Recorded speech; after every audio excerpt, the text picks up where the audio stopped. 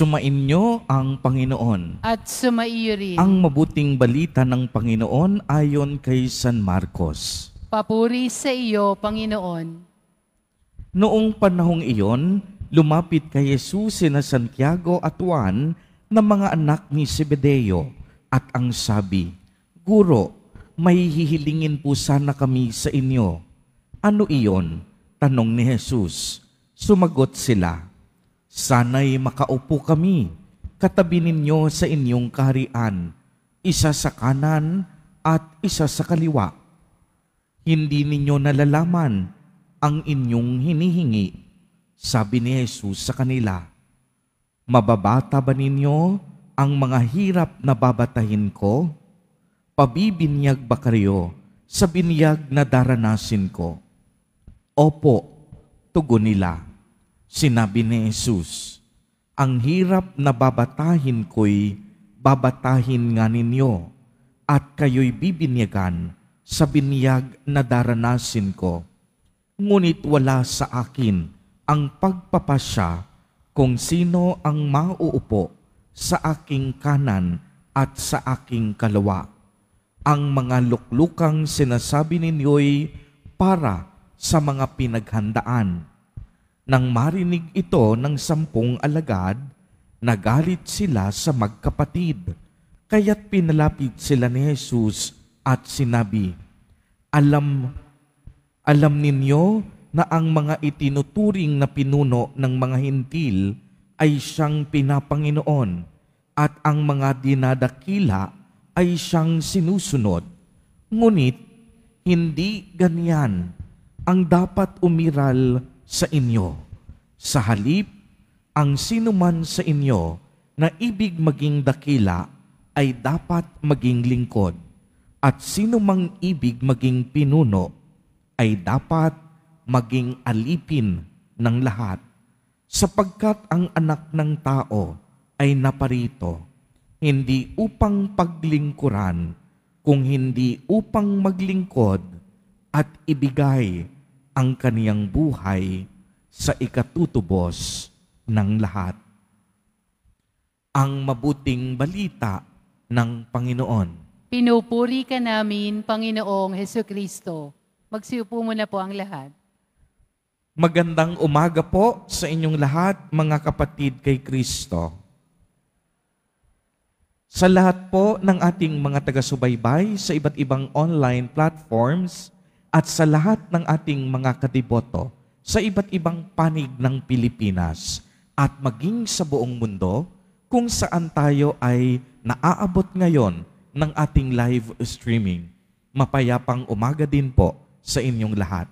Purihin at dakilain natin ang ating Panginoon, ang mahal na poong Jesus Nazareno.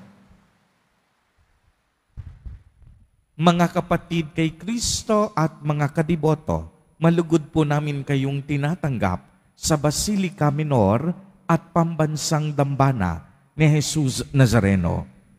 Ang mga pagbasa po natin sa araw na ito ay nagpapaalala sa atin kung ano nga ba ang ibig sabihin ng paglilingkod at pagiging lingkod. Sa ating ebanghelyo, lumapit sina Santiago at Juan kay Jesus upang hilingin na makatabi siya sa kaniyang kaharian, isa sa kanan at isa sa kaliwa. Kaya tinanong sila ni Jesus kung iinom ba sila mula sa kalis ng paghihirap at magpapabinyag ba sila sa binyag na kaniyang pagdaraanan. At maliwanag ang sagot nila, "Opo." Subalit, nang marinig ito ng ibang apostol, sila ay nagalit sa dalawang magkapatid. Kaya't anong ginawa ni Jesus Nazareno? Tinipon niya ang kaniyang mga apostol at sinabi, "Ang matataas na pinuno ng mundo ay nagpapamalas ng kanilang otoridad. Ngunit hindi ito ang hangad ng Diyos. Sa halip, ang pamantayan ni Jesus kung sinong ibig maging dakila ay maging lingkod. Uulitin ko po, ang paalala ni Jesus Nazareno, kung sino man sa atin ang gustong maging dakila, kung sino man sa atin ang gustong makaakyat sa langit, dapat tayong maglingkod. Ang tagpong ito hindi nalalayo sa ating karanasan sa kasalukuyang panahon. Marami sa atin naghahangad na maglingkod. Subalit yung iba, kakaiba ang motibasyon at intensyon. Maraming gustong maglingkod, ngunit sa bandang huli, katanyagan pala at pagkakakilanlan ang kanilang motibo. Marami ang gustong maglingkod upang iangat ang kanilang sarili, upang maging sikat at upang maging tanyag. May naglilingkod din, subalit ito'y paimbabaw lamang. May mga naglilingkod din, ngunit humahanap ng kapalit sa kinalaunan. Taliwas na taliwas ito sa itinuturo ni Jesus Nazareno. Dahil para kay Jesus, ang sino mang ibig maging pinuno, dapat maging alipin ng lahat. Uulitin ko po, ang sino man sa atin naghahangad na maging pinuno, dapat maging alipin ng lahat. Pagmasdan po ninyo ito, ang anak ng tao, si Jesus Nazareno, Diyos, banal, makapangyarihan, naparito sa atin, pumasok sa ating kasaysayan, hindi upang paglingkuran siya, kung hindi upang maglingkod ang Diyos na kataas-taasan at ibigay ang kaniyang buhay para sa kaligtasan, hindi ng iilan, kung hindi sa kaligtasan nating lahat. Kaya nga po, si Jesus Nazareno, ang tinutukoy ni Propeta Isaías sa ating unang pagbasa bilang tapat na lingkod. Dahil sa kaniyang pagdurusa, ang lingkod na ito, inialay ang kaniyang buhay. Inialay na walang kapalit upang iligtas tayong lahat sa tindi at bigat ng ating pagkakasala.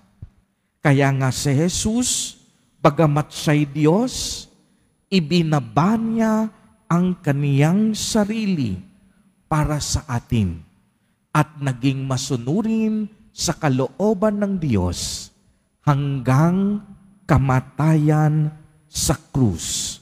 Kaya nga binanggit sa ikalawang pagbasa mula sa sulat sa mga Hebreo na si Jesus Nazareno ay naging katulad natin maliban sa kasalanan. At dahil nga sa pag-aalay ng buhay ni Jesus Nazareno, siya ang tinanghal na pinakaganap na handog para sa kaligtasan.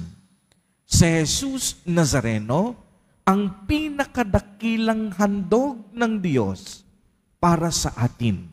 At sa Eucharistia, si Jesus Nazareno naman, ang pinakadakilang handog natin sa Diyos Ama. Siya ang dakilang saserdote na nanamagitan sa atin patungo sa Ama. Mga minamahal kong kapatid kay Kristo, wala pong imposible sa taong sumasampalataya. Sa tuwing si Jesus Nazareno ay kumakatok sa ating mga puso upang anyayahan tayo na maging kabahagi ng kanyang misyon, upang maging tagapagpahayag tayo ng kaniyang mabuting balita, upang maging daluyan tayo ng kaniyang pag-ibig at pagbabago. Naway, ang mga sagot natin din ay oo, tulad ng pagtugon ni na Santiago at Juan. Anumang nakaabang na panganib, anumang paghihirap ang maaring naghihintay, anumang pag-uusig ang maaari nating harapin, sa bawat pag-oo natin sa Diyos, alam natin, hindi niya tayo pababayaan at hindi niya tayo iiwan sa gitna ng laban. Sapagkat kailanman ang Diyos hindi nagpabaya, lalong-lalo na sa kaniyang mga tapat na lingkod. Si Jesus Nazareno, kailanman hindi pinabayaan ng kaniyang Ama.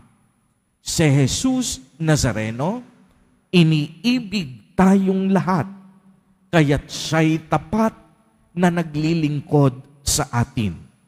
Mga kapatid kay Kristo at mga kadiboto, lagi po nating tatandaan, walang umiibig na hindi naglilingkod.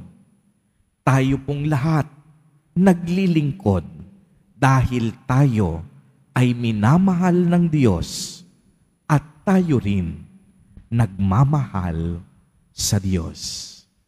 Amen. Purihin at dakilain natin ang ating Panginoon, ang mahal na poong Jesus Nazareno.